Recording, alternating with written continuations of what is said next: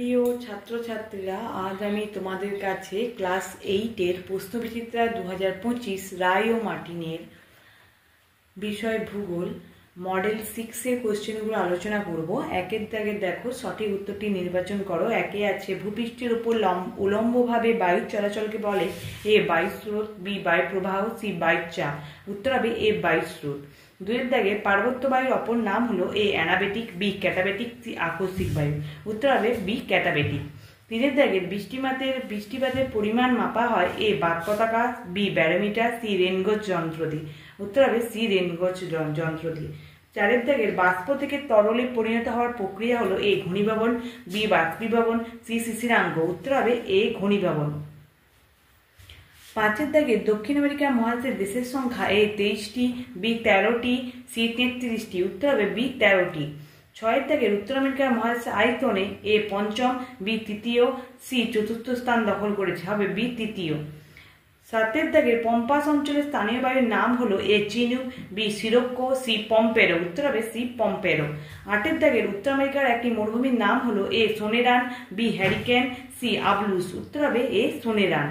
নয়ের দাগের, ব্রজমেঘ বলা হয় A cumulus, B stratocumulus, C cumulonimbus মেঘকে। উত্তর হবে সি কিউমুলোনিম্বাস মেঘকে।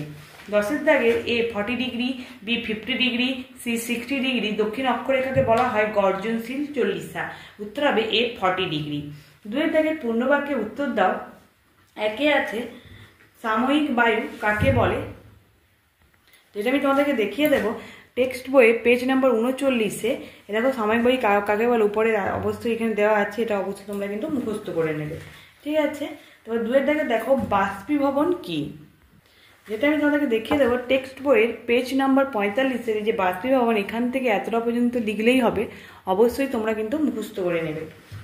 তারপরে দেখো, তিনের দাগে আছে স্লিট কি, এটাও দেখো আছে টেক্সট বইয়ের পেজ নাম্বার 49-এ। যে স্লিট, এখান থেকে এতটা পর্যন্ত মুখস্থ করলেই হবে, অবশ্যই তোমরা কিন্তু মুখস্থ করে নেবে। চারের দাগে আছে দেখো, মিসৌরি নদী কোন নদীর উপনদী। উত্তর হবে মিসিসিপি। পাঁচের দাগে, পৃথিবীর রবার রাজধানী কাকে বলে। উত্তর হবে অ্যাক্রন। ছয়ের দাগের, কোন নদীর মিলিত নাম লা প্লাটা। উত্তর হবে প্যারানা, প্যারাগুয়ে, উরুগুয়ে। সাতের দাগের, পৃথিবীর ফুসফুস কাকে বলে। উত্তর হবে সিলভা অরণ্য। আটের দাগের আছে, আর্টেজিও কূপ কি। দেখো, এই আর্টেজিও কূপ যে আছে ওসিয়ানিয়া যে চ্যাপ্টারটায় আছে টেক্সট বই ভূগোলে, যেটা তোমাদের এবারের পরীক্ষা হবে না ইউনিট টেস্টে, তবুও আমি তোমাদেরকে দেখিয়ে দেবো পেজ নাম্বার 111-তে টেক্সট বই যে আর্টেজিও কূপ, এখান থেকে এতটা পর্যন্ত লিখলেই হবে। ঠিক আছে, তারপরে দেখো আছে 9-এর দাগের, বায়ু প্রবাহের নামকরণ কিভাবে করা হয়। পেজ নাম্বার 33-এ টেক্সট বইয়ের এই যে বায়ু প্রবাহের নামকরণ কিভাবে করা হয়, এখান থেকে এতটা পর্যন্ত মুখস্থ করলেই হবে।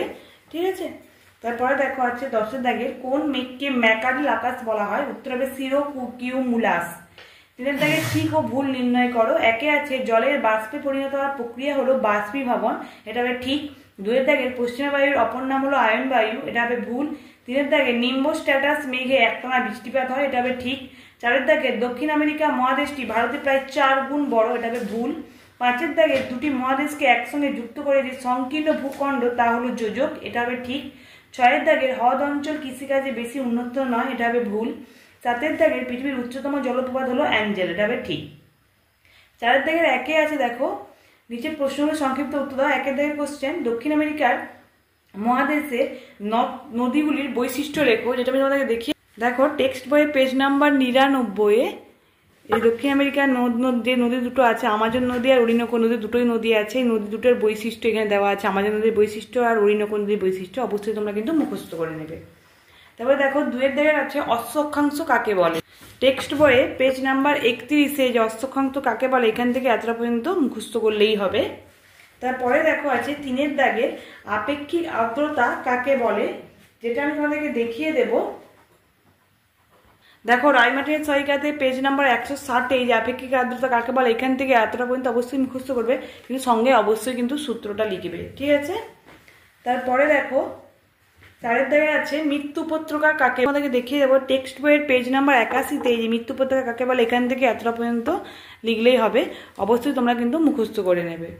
তারপরে আছে দেখো 5 দাগের হ্রদ অঞ্চলে পশুপালনের উন্নতির কারণ কি, যেটা আমি তোমাদেরকে দেখিয়ে দেবো টেক্সট বইয়ে পেজ নাম্বার 90, যে হ্রদ অঞ্চলে পশুপালনের উন্নতির কারণ। এই যে এগুলো যে আছে এগুলো 1 দাগের পয়েন্ট দিয়ে লিখবে, 2 দাগের পয়েন্ট দিয়ে লিখবে, 3 দাগের পয়েন্ট দিয়ে লিখবে, এটা 4 দাগের পয়েন্ট দিয়ে লিখলেই হবে, ঠিক আছে। তারপর দেখো 6টা আছে লাতিন আমেরিকা কাকে বলে। দেখো আমি তোমাদেরকে দেখিয়েছি, এটা একটা মানে বই থেকে, যে লাতিন আমেরিকা কাকে বলে তোমরা এটা নোট ডাউন করে নিতে পারো। দক্ষিণ আমেরিকা, মধ্য আমেরিকা, মেক্সিকো এবং ক্যারিবিয়ান দ্বীপপুঞ্জকে একসঙ্গে লাতিন আমেরিকা বলা হয়, ঠিক আছে। বই তোমরা দেখো পেজ নাম্বার 95, এখান থেকে এতটা পর্যন্ত তোমরা অবশ্যই লিখতে পারো, যেটা তোমাদের সুবিধা মনে হবে সেটা অবশ্যই তোমরা মুখস্থ করতে পারো, ঠিক আছে। 7 দাগে দেখো 22 ব্যালটের সূত্র, যেটা আমি তোমাদেরকে দেখিয়ে দেবো। 22 ব্যালটের সূত্র যেটা আমি তোমাদেরকে দেখিয়ে দেবো টেক্সট বইয়ে পেজ নাম্বার 34-এ 22 ব্যালটের সূত্র দেখতে পাচ্ছ। এখান থেকে এতটা পর্যন্ত মুখস্থ করলেই হবে, অবশ্যই তোমরা কিন্তু মুখস্থ করে নেবে। তারপরে দেখো 8 দাগে ঘূর্ণবাদ কি, যেটা আমি তোমাদেরকে দেখিয়ে দেবো, যে টেক্সট বইয়ের পেজ নাম্বার 41-এ যে ঘূর্ণবাদ, এখান থেকে এতটা পর্যন্ত মুখস্থ করলেই হবে, অবশ্যই তোমরা কিন্তু মুখস্থ করে নেবে। 5 দাগে দেখো নিচে প্রশ্নগুলির উত্তর দাও। 1 আছে উচ্চতা অনুসারে মেঘের শ্রেণী বিভাগ, যেটা আমি তোমাদেরকে বলে দেব।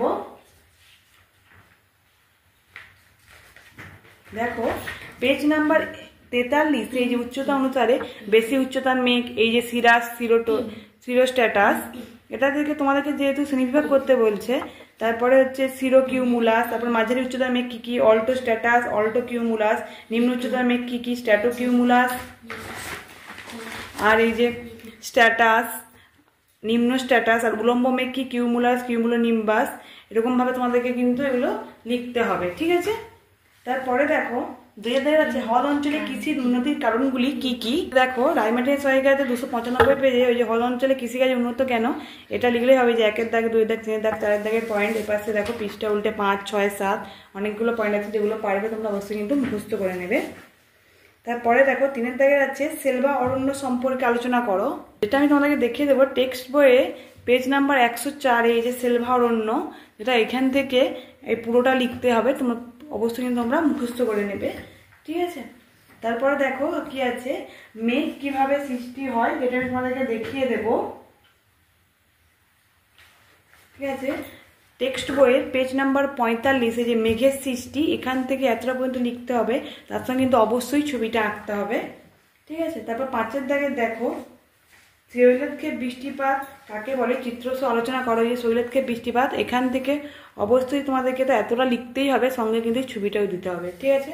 তোমাদের যদি আমার এই চ্যানেলটা ভালো লেগে থাকে অবশ্যই লাইক, কমেন্ট আর বেশি বেশি করে শেয়ার করে দেবে, যাতে অন্য বন্ধুদেরও দেখতে সুবিধে হয়। আমার ভিডিওটা আগে পাওয়ার জন্য অবশ্যই একটা সাবস্ক্রাইব করে রাখবে। ধন্যবাদ।